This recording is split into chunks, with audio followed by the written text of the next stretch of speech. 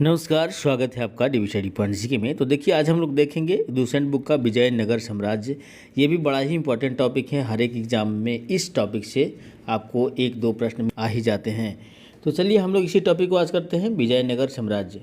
देखिए, विजयनगर साम्राज्य की स्थापना की बात करते हैं तो ये आपको 1336 ईस्वी में हुई थी और इसके संस्थापक हरिहर एवं बुक्का माने जाते हैं, जो कि दोनों अपने भाई थे।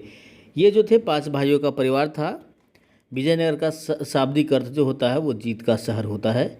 हरिहर और बुक्का ने विजयनगर की स्थापना विद्यारण्य संत के आशीर्वाद से प्राप्त किए थे। हरिहर और बुक्का अपने पिता संगम के नाम पर ही इस वंश का नाम संगम राजवंश रखा। आगे देखते हैं, विजयनगर साम्राज्य की राजधानी की बात करते हैं तो वो हम्पी है। ठीक है, यहाँ पर आप देख सकते हैं विजयनगर साम्राज्य के खंडहर तुंगभद्रा नदी के किनारे पर स्थित है। ये इंपॉर्टेंट है, इसे याद रखिएगा। इसकी जो राजभाषा थी वो तेलुगु थी। हरिहर और बुक्का जो थे वो पहले वारंगल के काकतीय शासक जो थे उनके यहाँ ये सामंत थे, और वो काकतीय शासक की बात करते हैं तो वो प्रताप रुद्रदेव थे। विजयनगर साम्राज्य पर क्रमशः निम्न वंशों का शासन रहा है, जो कि यहाँ पर देख सकते हैं। सिस्टम से आपको संगम वंश, उसके बाद सुलुभ, उसके बाद तुलुभ, उसके बाद अराविडु। संगम, सुलुभ, तुलुभ तथा अराविडु, ये 4 वंश आपको याद रखना है। ठीक है, इसे आप इस तरह से याद रखिएगा। ये चारों बड़ा ही इंपॉर्टेंट है, संगम वंश, सुलुभ वंश, तालुब वंश तथा अराविडु वंश।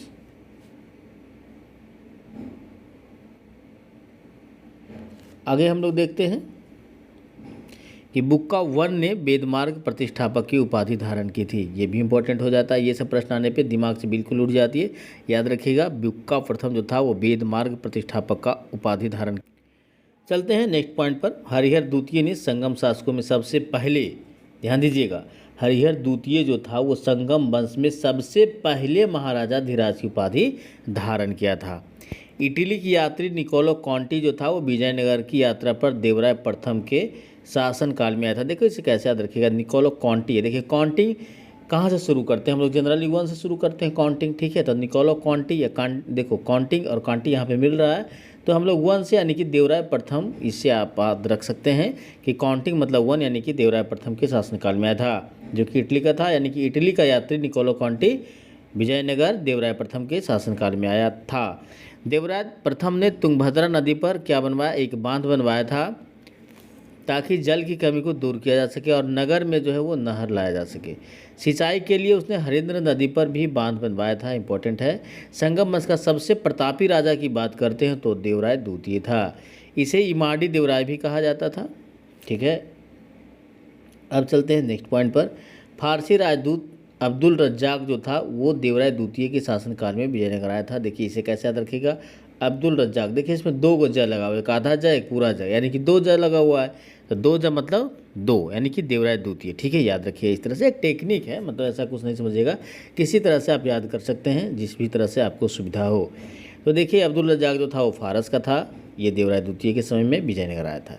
प्रसिद्ध तेलुगु कवि श्रीनाथ कुछ दिनों तक जो थे वो देवराय द्वितीय के दरबार में रहे थे। फरिश्ता के अनुसार देवराय द्वितीय जो था वो अपनी सेना में 2000 मुसलमानों को भर्ती किया था और उसे जागीरें भी दिया था। सिंपल बात है, जब आप किसी को भर्ती कीजिएगा उसका पेमेंट तो करना पड़ेगा, तो पहले जागीर के माध्यम से किया जाता था। चलिए ये क्लियर हो गया। एक अभिलेख में देवराय द्वितीय को जगबेटकर कहा गया। जगबेटकर का मतलब क्या होता है? हाथियों का शिकारी। देवराय द्वितीय ने संस्कृत ग्रंथ महानाटक सुधा निधि एवं ब्रह्मसूत्र पर भाष्य लिखा था। क्लियर।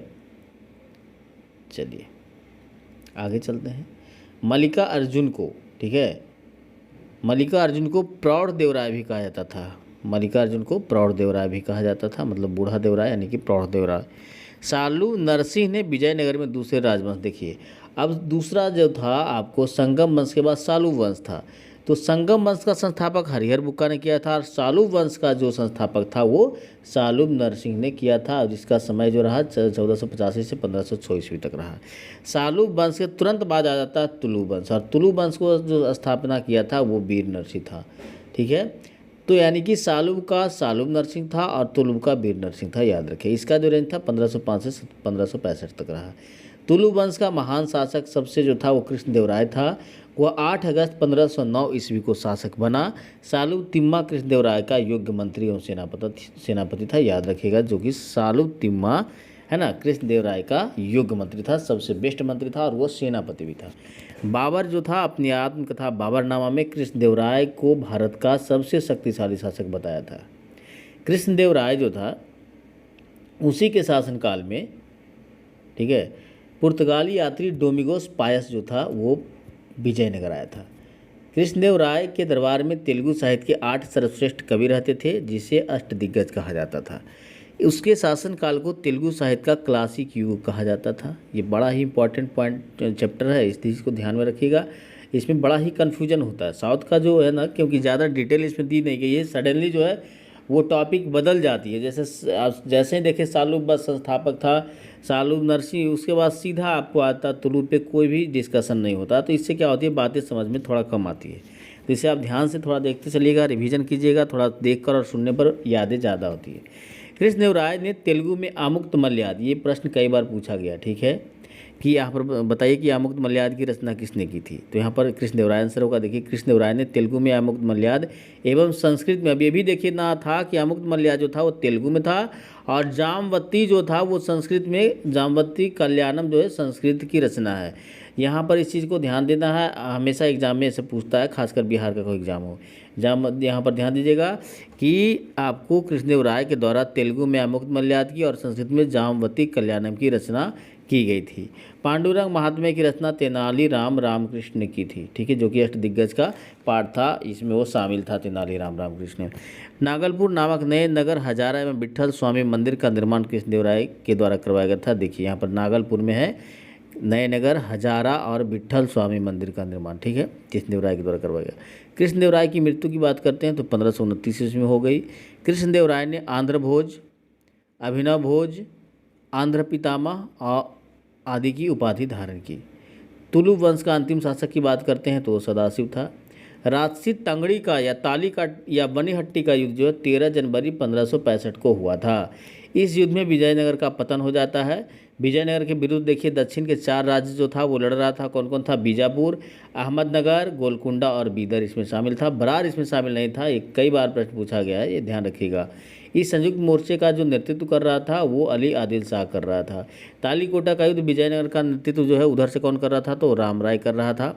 विजयनगर के राजाओं और बहमनी के सुल्तानों के हित जो है, मतलब वहाँ पर जो ईगो जो था, लड़ाई जो था वो 3 हिस्सा में हो रहा था। वो कौन कौन हो रहा था, देखिए, वो तुंगभद्रा के दोआब में हो रहा था, तुंगभद्रा नदी के दोआब में। फिर कृष्णा गोदावरी के बीच हो रहा था, मतलब कृष्णा गोदावरी के कछार में, मराठावाड़ा प्रदेश में हो रहा था। तालीकोटा युद्ध के बाद सदाशिव ने तिरुमल के सहयोग से पेनुकोंडा में एक राजधानी बनाकर शासन करना प्रारंभ किया। विजयनगर के चौथे राजवंश की बात करते हैं तो अराविडु वंश था, जिसका समय जो रहा वो 1570 से लेकर 1672 तक रहा, ठीक है। चलिए, इसकी स्थापना जो थी वो तिरुमल ने सदाशिव को पदस्थ करके पेनुकोंडा में किया। ये तिरुमल के द्वारा किया गया था, ठीक है। यानी कि अराविडु वंश का जो संस्थापक था वो कौन था, तिरुमल था। ये जो था पेनुकोंडा में सदाशिव को अपदस्थ करके उसे हटा करके अराविडु वंश का ये जो है स्थापना किया था। अराविडु वंश का अंतिम शासक की बात करते हैं तो वो रंग तृतीय था।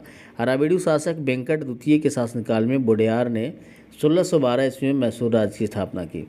विजयनगर साम्राज्य की प्रशासनिक इकाई क्रम घटते इस प्रकार रहा, जो देख सकते हैं। प्रांत सबसे पहले, फिर कोट्टम या बलनाडु, ठीक है, उसके बाद जिला नाडु या मेला ग्राम 50 ग्राम का समूह या और कहते थे, ठीक है, याद रखिएगा। प्रांत यानी कि मंडल, कोट्टम या बलनाडु, जिला, उसके बाद नाडु, उसके बाद मेला ग्राम जो कि 50 ग्राम का समूह था, और ग्राम। विजयनगर कालीन सेना नायकों को नायक कहा जाता था। ये नायक वस्तुतः भू सामंत थे, जिन्हें राजा वेतन के बदले अथवा उनकी अधीनस्थ सेना के रखरखाव के लिए विशेष भूखंड दे दिया करता था, जो कि अमरम कहलाता था। अब आयंगर व्यवस्था क्या है, देख लीजिए। प्रशासन को सुचारू रूप से चलाने के लिए प्रत्येक ग्राम को एक स्वतंत्र इकाई के रूप में संगठित किया गया था। इन संगठित ग्रामीण इकाइयों पर शासन हेतु 12 प्रशासकीय अधिकारियों की नियुक्ति की जाती थी। किसी भी चीज़ को चलाने के लिए आपको कुछ अधिकारी की आवश्यकता होगी ना, प्रशासन को चलाने के लिए, तो उसी तरह से ग्रामीण इकाइयों पर जो है 12 प्रशासकीय अधिकारियों की नियुक्ति यहाँ पर की गई थी, जिनको सामूहिक रूप से आयंगर कहा जाता था। ये अवैतनिक होते, मतलब बिना वेतन के बदले, मतलब भूमि वगैरह इन्हें दिया जाता था। इनकी सेवाओं के बदले सरकार इन्हें पूर्णतः लगान मुक्त या कर मुक्त भूमि प्रदान करती थी। इनका पद अनुवांशिक होता था, मतलब पीढ़ी दर पीढ़ी होता था। वह इस पद को बेच या गिरवी भी रख सकता था, ठीक है। इस ग्राम स्तर की कोई भी संपत्ति इन अधिकारियों के बिना जो है न तो बेची जा सकती थी, ना ही खरीदी जा सकती थी, ना ही दान दी जा सकती थी। ठीक है, चलिए अब यहाँ पर देख सकते हैं विजयनगर आने वाला जो प्रमुख विदेशी था। यहाँ पर याद रखिएगा डेट से ज़्यादा आपको ये देखना है कि कौन किसके शासनकाल में आया। जैसे निकोलो कॉन्टे हमने टेक्निक बताया था, काउंट करने के लिए 1 से स्टार्ट करते हैं, तो देवराय प्रथम हो गया। ठीक है, ये किस देश का था? इटली। काल है तो 1420, ये थोड़ा ध्यान दीजिएगा, कट कहाँ का है भी थोड़ा ध्यान दे दीजिएगा। ठीक है, अब्दुल रज्जाक की बात करते हैं तो ये फारस का था, और ये कब आया? तो देवराय द्वितीय के, हम बताए थे 2 ज लगा हुआ, तो देवराय द्वितीय याद रखिएगा, क्योंकि 1442 ईस्वी में आया था। नूनीज की बात करते हैं तो ये पुर्तगाली था, 1535 ईस्वी में, ये अच्युत राय के समय में यहाँ पर आया था। डोमिंग पायस की बात करते हैं तो ये भी पुर्तगाली था, 1515 ईस्वी में कृष्णदेव राय के समय में आया था। बारबोसा जो कि पुर्तगाली था, 1515-16 में कृष्णदेव राय के समय में ये आया था। कर्निक नामक एंगर के पास जमीन के क्रय विक्रय से संबंधित समस्त दस्तावेज होते थे, ध्यान रखिएगा। चलिए, विजयनगर साम्राज्य की आय का सबसे बड़ा स्रोत लगान था। भू राजस्व की दर जो थी वो 1/6 हुआ करती थी। 1/6 भाग जो भी उपज होता था उसका 1/6, या जो भी इनकम है उसका 1/6 भाग वहाँ पर टैक्स देना पड़ता था, यानी कि भू राजस्व, यानी कि कृषि से संबंधित टैक्स था। विवाह कर वर एवं वधू दोनों से लिया जाता था। जिसका पति मर गया है उससे यदि कोई विवाह करता है उससे कोई कर नहीं लिया जाता था। ठीक है, उम्बली ग्राम में विशेष सेवाओं के बदले दी जाने वाली लगान मुक्त भूमि को भूधारण पद्धति थी। रथ कोडगे क्या था? सूर्य युद्ध में शौर्य का प्रदर्शन, मतलब वीरता का प्रदर्शन करने वाले मृत लोगों के परिवार को दी जाने वाली भूमि को कहते थे। चलिए, कुटग्गी जो था ब्राह्मण मंदिर या बड़े भूस्वामी जो स्वयं कृषि नहीं करते थे, किसानों को पट्टे पर भूमि दे देते थे, इसी भूमि को कुटग्गी कहा जाता था। वे कृषक मजदूर जो भूमि के क्रय विक्रय के साथ ही हस्तांतरित हो जाते थे उसे कुदी कहते थे। विजयनगर का सैन्य विभाग कदाचार कहलाता था तथा इस विभाग का उच्च अधिकारी दंडनायक या सेनापति होता था। टकसाल विभाग को जोरी खाना कहा जाता था। चेट्टियों की तरह व्यापार में निपुण दस्तकार वर्ग के लोगों को बीर पंजाल कहा जाता था, याद रखिएगा। उत्तर भारत से दक्षिण भारत में आकर बसे लोगों को बड़वा कहा जाता था। विजयनगर में दास प्रथा प्रचलित थी। मनुष्यों के क्रय विक्रय को बेसवग कहा जाता था। मंदिरों में रहने वाले स्त्रियों को देवदासी कहा जाता था। इनको आजीविका के लिए भूमि या नियमित वेतन दिया जाता था। क्लियर। विजयनगर की मुद्रा पेगोडा तथा बहमनी राज की मुद्रा हून थी।